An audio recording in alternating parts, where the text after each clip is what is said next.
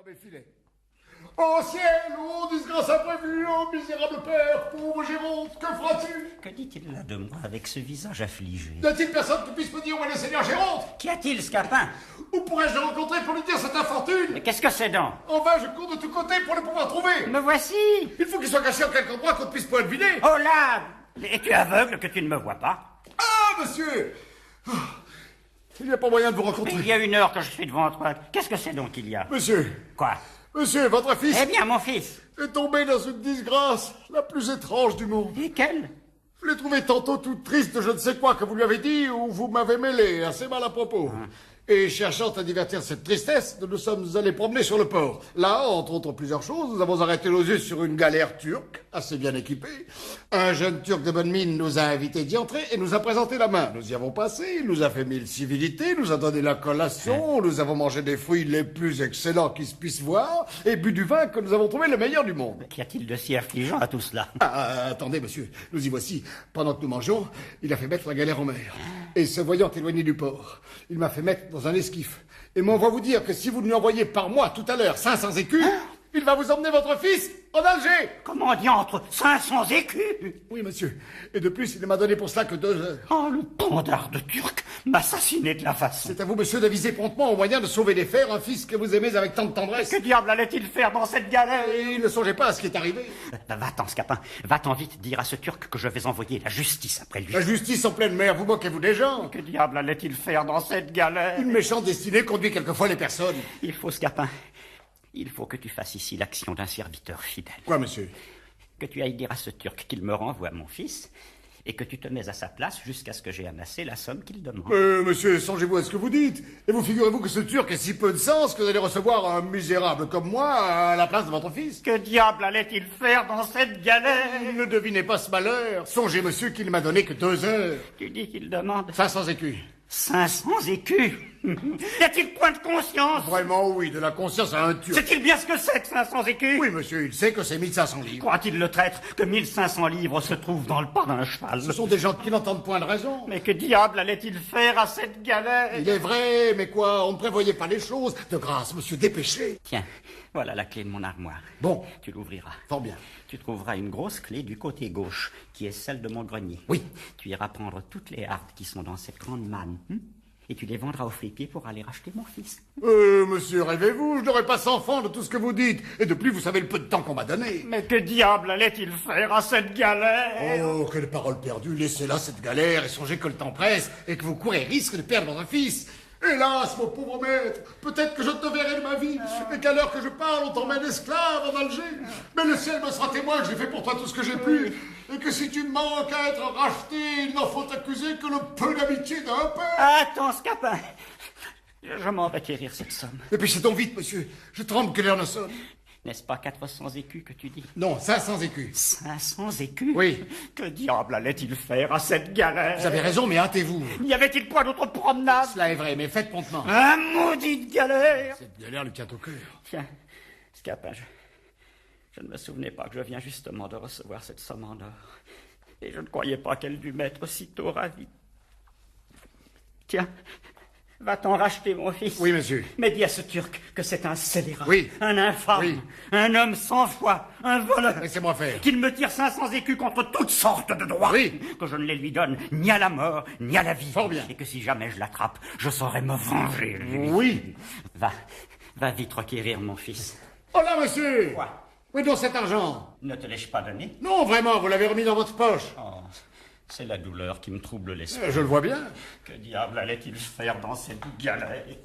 Ah, maudite galère! Traître de Turc à tous les diables!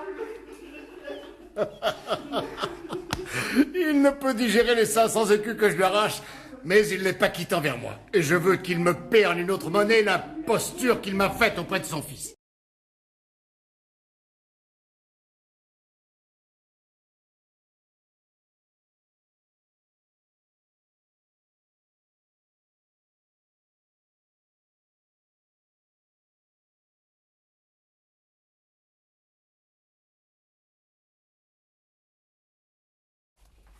Eh bien, Scapin, comment va l'affaire de mon fils? Votre fils, monsieur, est en lieu de sûreté. Mais vous courez maintenant, vous, le péril le plus grand du monde. Et je voudrais pour beaucoup que vous fussiez dans votre logis. Comment donc? À l'heure que je parle, on vous cherche de toutes parts pour vous tuer. Moi? Oui. Et qui? Le frère de cette personne qu'Octave a épousée. Et il croit que le dessein que vous avez de mettre votre fille à la place que tient sa sœur est ce qui pousse le plus fort à faire rompre leur mariage. Et dans cette pensée, il a résolu hautement de décharger son désespoir sur vous et vous ôter la vie pour venger son honneur. Tous ses amis, gens d'épée comme lui, vous cherchent de tous les côtés et demandent de vos nouvelles.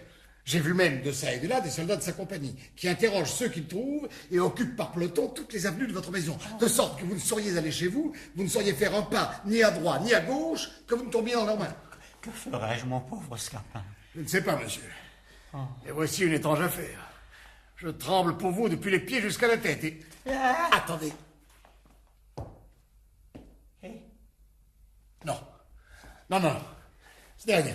Ne saurais-tu trouver quelques moyens pour me tirer de peine? J'en imagine bien un, mais je courrais risque, moi, de me faire assommer. Scapin, montre-toi serviteur zélé. Ne m'abandonne pas, je te prie. Je le veux bien. J'ai une tendresse pour vous qui ne saurait souffrir que je vous laisse sans secours. Tu en seras récompensé, je t'assure. Je te promets cet habit-ci, quand je l'aurai un peu usé. Attendez. Voici une affaire que je me suis trouvée, fort à propos pour vous sauver. Il faut que vous vous mettiez dans ce sac. Et que... Chut. Non, ce n'est personne. Il faut, dis-je, que vous vous mettiez là-dedans. Et que vous gardiez de remuer en aucune façon. Je vous chargerai sur mon dos comme un paquet de quelque chose, et je vous porterai ainsi au travers de vos ennemis jusque dans votre maison. Ou quand nous y serons une fois, nous pourrons nous barricader et envoyer quérir main forte contre la violence. L'invention est bonne. La meilleure du monde, vous allez voir. Tu me paieras l'imposture. Je dis que vos ennemis seront bien attrapés. Oui. Mettez-vous bien jusqu'au fond. Et surtout, prenez garde de ne vous pas montrer et de ne branlez pas quelque chose qui puisse arriver. Laisse-moi faire, je saurai me tenir. Cachez-vous. Voici un spadassin qui vous cherche. Quoi, vous n'aurez pas l'avantage de tuer ces Vérontes et quelqu'un par charité ne m'enseignera pas où il est? Ne branlez pas. Quand ils disent, je les trouverai, c'est cafati au centre de la terre. Ne vous montrez pas. Oh, l'homme au sac. Monsieur, j'étais vaillant Louis et m'enseigne où peut être Véronte. Vous cherchez le seigneur Géronte? Oui, mordi, je le cherche. Et pour quelle affaire, monsieur? Pour quelle affaire? Oui. J'ai bu, qu'ils disent, les faire mourir sous les coups des bâtons. Oh, monsieur, les coups de bâton ne se donnent point à des gens comme lui. Et ce n'est pas un homme à être traité de la sorte. Qui, c'est Fat des Vérontes? C'est Marot, c'est Vélitre? Le seigneur Géronte, monsieur, n'est ni Fat, ni Marot, ni Vélitre. Et vous devriez, s'il vous plaît, parler d'autre façon. Comment tu me traites à moi avec cette hauteur? Je défends comme je dois un homme d'honneur, qu'on offense. Est-ce que tu es des amis de ces Vérontes? Oui, monsieur, j'en suis. Oh, cas des 10, tu es de ses amis, à la fondure. Tiens, voilà ce que j'étais vaille pour lui. Oh, monsieur, tout beau, doucement. Va, porte-lui cela de ma part. Adiousias. Diable soit le Gascon. Scapin, je n'en puis plus. Monsieur, je suis tout moulu. Et les épaules me font un mal épouvantable. Comment? C'est sur les miennes qu'il a frappé? Nenni, monsieur, c'était sur mon dos qu'il frappait. Que veux-tu dire? J'ai bien senti les coups, et les sens bien encore. Non, vous dis, ce n'est que le bout du bâton qui a été jusque sur vos épaules. Tu devais donc te retirer un peu plus loin pour m'épargner. Prenez garde, en voici un autre qui a la mine d'un étranger. Dis, moi, courir comme une basque, et moi, une pauvre poitre ouverte, toujours ce diable de fieronte. Cachez-vous bien. Dites-moi un peu, fou, monsieur l'homme, s'il vous plaît. Faut savoir point où est Géronte que moi cherchais? Non, monsieur, je ne sais point où est Géronte. Dites-moi-le, vous, franchement. Moi, les fous n'ont pas grand-chose à lui. Les seulement pour lui donner une petite régale sur le dos d'une douzaine de coups de baston et de 3 ou 4 petites coups d'épée au travers de son poitrine. Mais je vous assure, monsieur, que je ne sais pas où il est. Mais simple, que je faut remettre quelque chose dans ce sac. Pardonnez-moi, monsieur. Il est assuré mettre quelque histoire de la tête. Et point du tout, monsieur. Ah, moi, la fois envie de tenir une coup d'épée dans ce sac. Ah, monsieur, gardez-vous-en bien. Montre-le-moi un peu, fou, ce que c'est là. Tout beau, monsieur. Comment tout beau? Vous n'avez que faire de vouloir voir ce que je porte. Et moi, j'ai le vouloir voir, moi. Vous ne le verrez point. Aïe, que de badinette. Ce sont hardes qui m'appartiennent. Montre-moi, fou, te dis-je. Vous n'en faites rien. Toi, ne fais rien? Non. Moi, baguer de cette bastonne dessus les épaules de toi. Je moque de cela. Aïe. Ah, toi, faire le troll. Aïe. Ah, ah, aïe. Ah, monsieur. Ah, ah, ah, ah. Jusqu'au foire. L'être là une petite leçon pour lui apprendre à toi à parler insolentement. Oh, oh, peste soit du baragouineux. Oh. Je suis roué. Ah, je suis mort. Mais pourquoi diantre faut-il qu'il frappe sur mon dos? Prenez garde, voici une demi-douzaine de soldats, tout ensemble.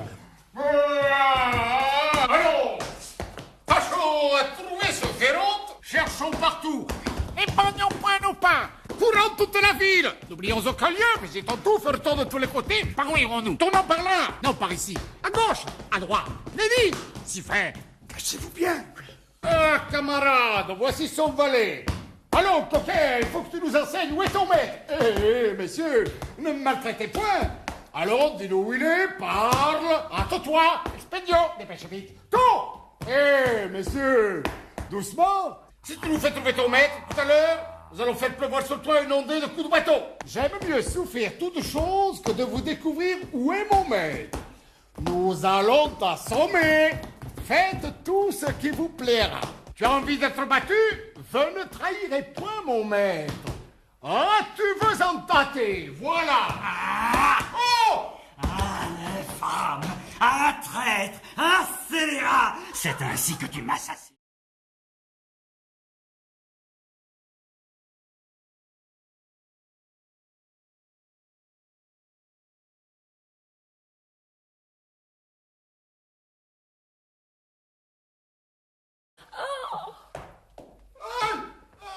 Messieurs, vous me voyez dans un étrange état.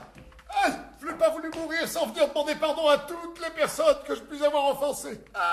Oui, messieurs, avant de rendre le dernier soupir, je vous conjure de tout mon cœur de vouloir me pardonner, tous, ce que je puis vous avoir fait, et principalement le seigneur Argante et le seigneur Géronte.